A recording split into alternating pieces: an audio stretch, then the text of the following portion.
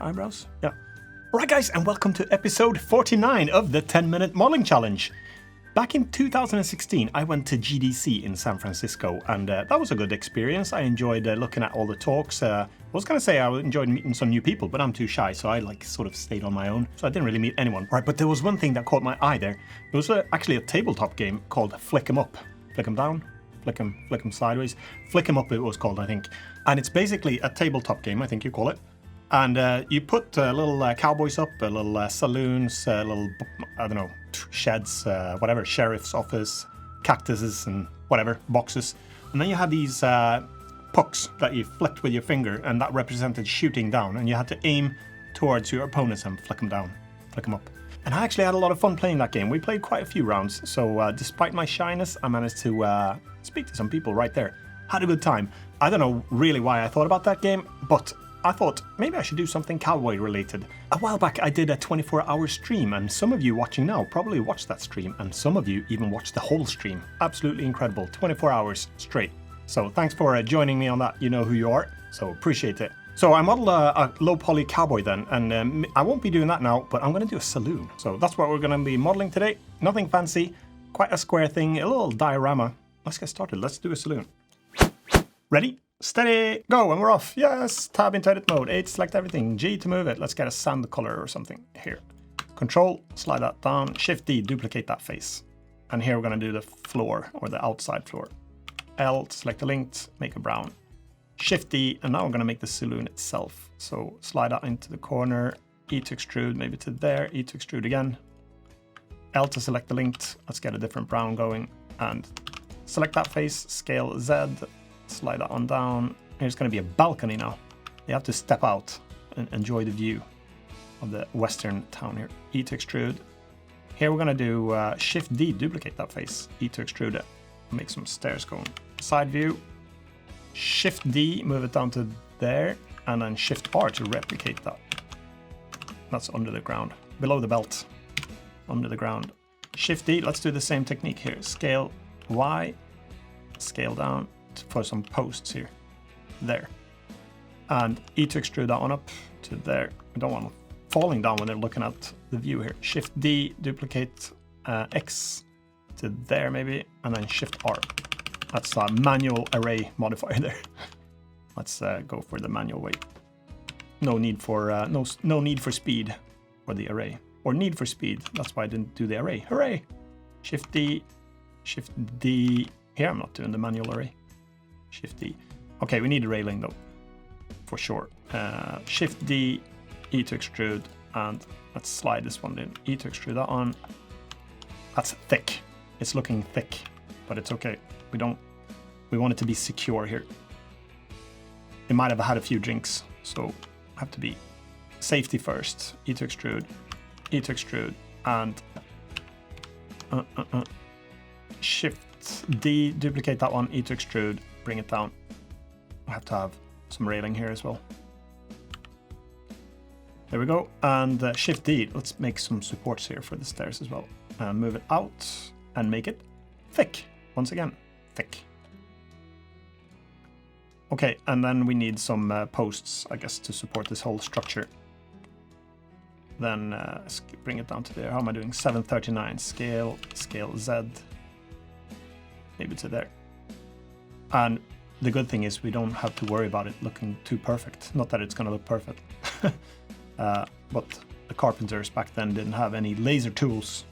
L to select linked, Shift D, slide this one to here, Shift D, space it out semi-evenly. That's it. All right. Now we need doors here. Shift D, scale it down, move it down, scale X, slide it in. Scale. The worst instructions ever. Remember, this is not a tutorial, but you can follow along if you want. E to extrude, L to select the linked, G to move it. Some darker wood here, dark oak. Control R. I to inset again for the individual. Scale Z to flatten them, bring them up. E to extrude. Some fancy glass here. Gonna make them blue color. Nice and shiny.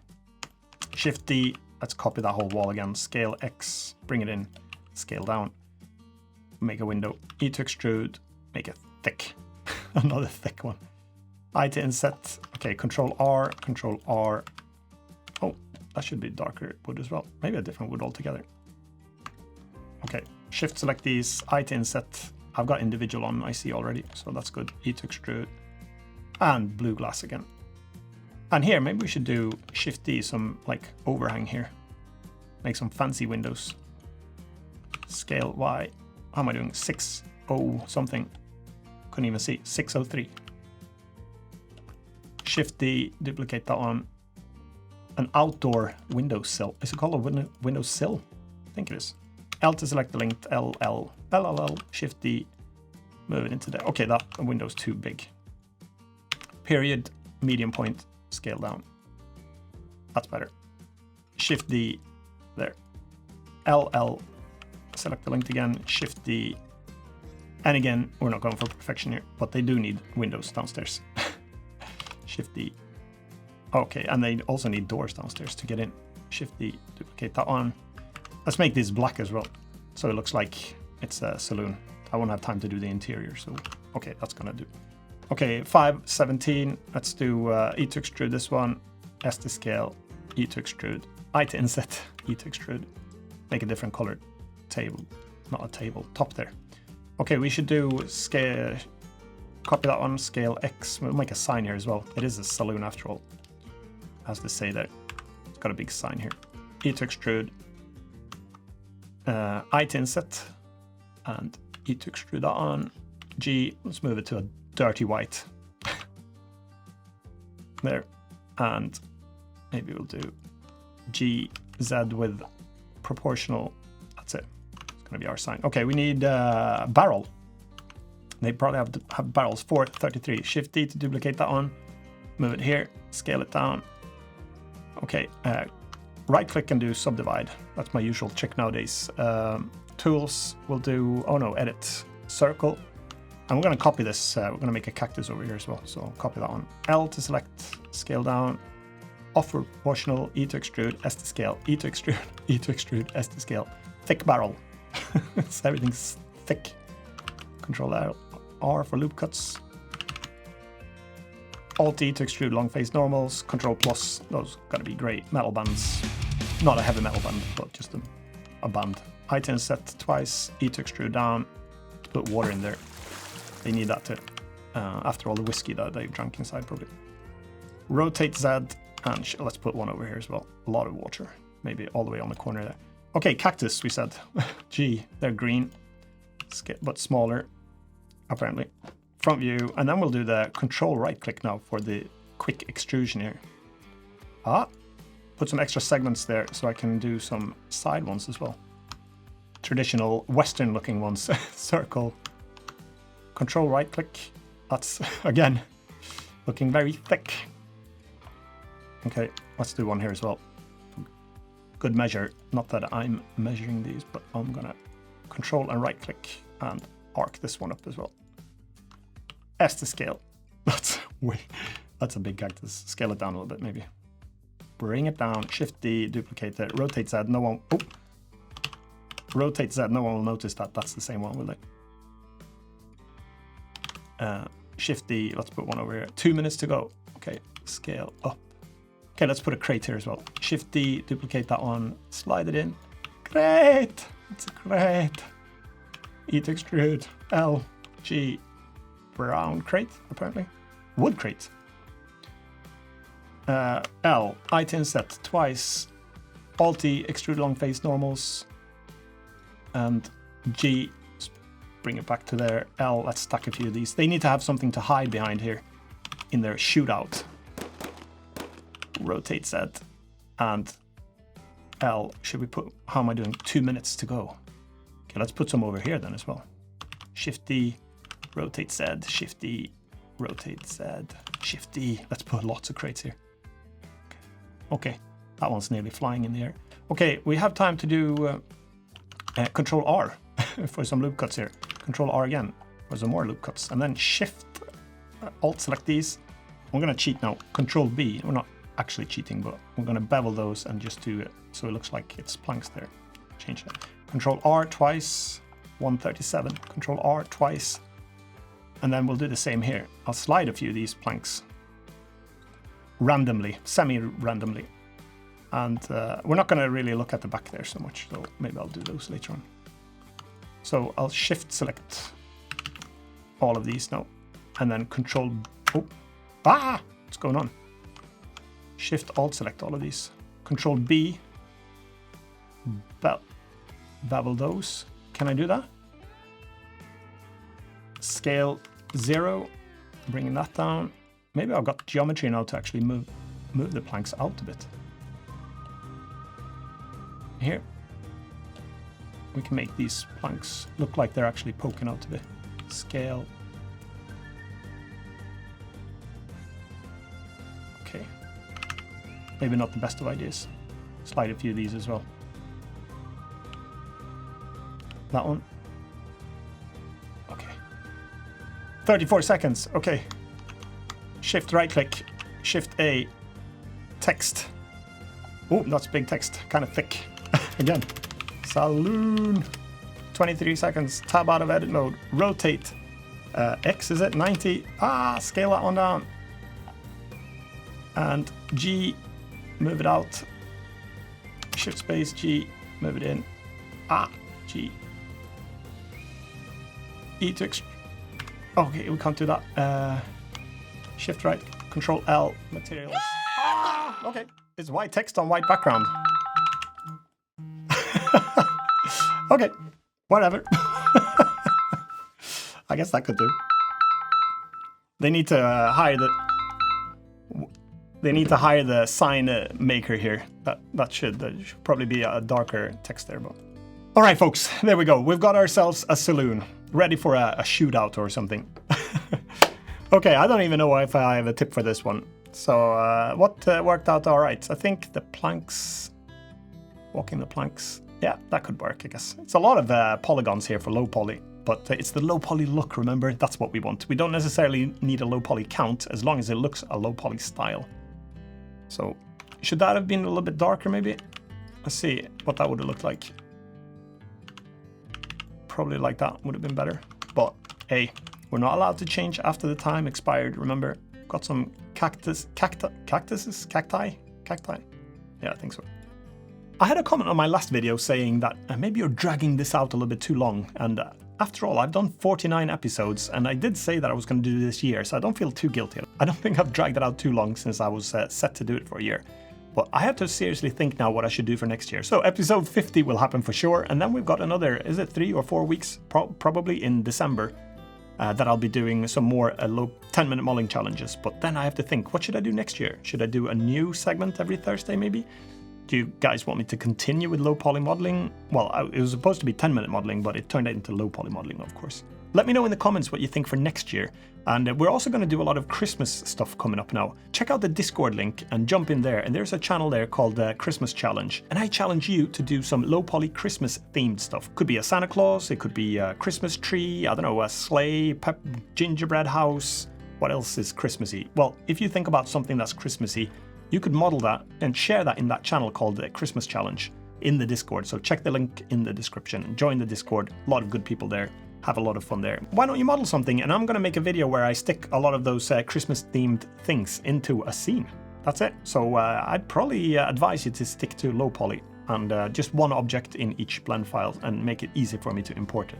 Thank you. And you have to use the palette as well. Use the palette, the gradient one that's in the download description for this video as well. All right, so the tip this week is just going to be especially for new viewers that haven't really been following the series. And you've probably heard this one before because I've had it in other videos, but there are a few things I want to just double check that you remember. So this is going to be an exam now. It's like a test. So see if you remembered this, what I did. One thing that I do a lot, not only in this scene, but I do it very often, is I pick a face, and if I need a square face, if I need a square face, I just pick the squarest one I can find, and I do Shift D to duplicate it.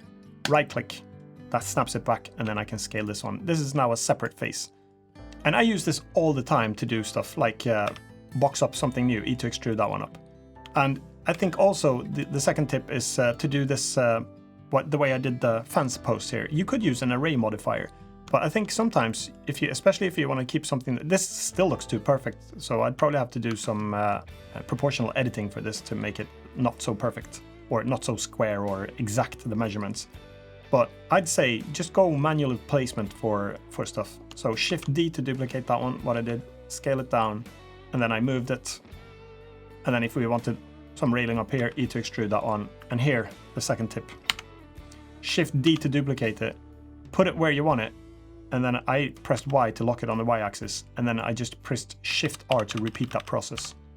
And I'd say that that's a lot faster than doing it the old-fashioned way, I nearly said, but I'd say that that's faster if you just need a few one than bothering with the array modifier. It's tempting to go for that one, but I'd say just do the manual one if you're going to have a few ones like this.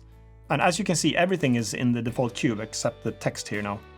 So all of these separate entities now, you can press L to select the linked ones here. They're in the same cube, but it's quite fast to model this way, I'd say. And if you wanted to separate a few things, let's say you wanted to separate this crate out, I'll do L to select the linked, because there's no vertex here that shares a vertex with anywhere else in the mesh. And then you can just press P and then separate that into a new object here. So now that one's separated out. Pretty nifty. Let's do a lot of Control Z here. Get rid of these. L, L, L, L, L, L, L, L, L. Oop. Too many L's. There. There's actually one hotkey that I haven't mentioned so often as well, and that's if you want to detach a face. I don't think I've ever said that in any of my videos. So here's the real, I guess the real tip for all of those who are waiting for a proper tip that you haven't heard before. If you want to separate this face, not to a separate object, but you want to split it away from here, because if I try to move it now, it drags the whole thing. But if I literally want to take this face off, then I press Y. That's Y. And now it's off. So, and then the L thing would work to select the linked here again. So because it's now detached, but let's put it back on. Oh, I nearly didn't Control Z enough there. That's going to be it this week. If you're watching the premiere, thank you so much for watching that one. If you're watching the repeat it again. Watch it over and over again. We need that count to go up. No, seriously, I'm really happy that you could watch this one with me and come back for episode 50. I was going to say it's going to be epic, but I have no idea. I don't even know what I'm going to model. So I'm going to think of something, though. And I'm going to have to try to make it a little bit special. Some bells and whistles or something. So come back next Thursday and watch the 50th episode of the 10-Minute Modeling Challenge. Until then, have a great week, and I'll see you then. Subscribe as well if you haven't already, and like the video. Bye for now! Alright, bye for now. By the way, this week, I've been beaten so many times. I'm making a game, an RTS game, and for some reason, I keep losing now. That's terrible, and I'm playing against the other developer, and he's pretty decent at playing, I'd say. Actually, he's really good at playing, and it's really annoying me, and I'm not dominating. I'm doing really well in the beginning of the match, and then I lose it. I lose the lead. I don't know what to do, so I'm gonna have to practice, but so I've got like 5 defeats at least in a row now. Terrible, probably more even, 6, 7, I don't know. Too many anyway. And then, to make it even worse, I played EVE Online with my son, because he's playing that, and I did something that you shouldn't do. I set my ship on autopilot with 200 million ISK worth of stuff in my gear, and I had to run off to my kids because they're off school, they're ill at the moment. So I had to run away, and I set it on autopilot, and when I came down, I'd been capsuled, and someone stole all my trade goods. So thank you, you know who you are. I actually sent you to watch my YouTube channel, because you should be feeling guilty for, is it called podding? Yeah, for podding me and destroying all my stuff. But I learned a very important lesson now, and I know how you do it, so I'm not going to do that again.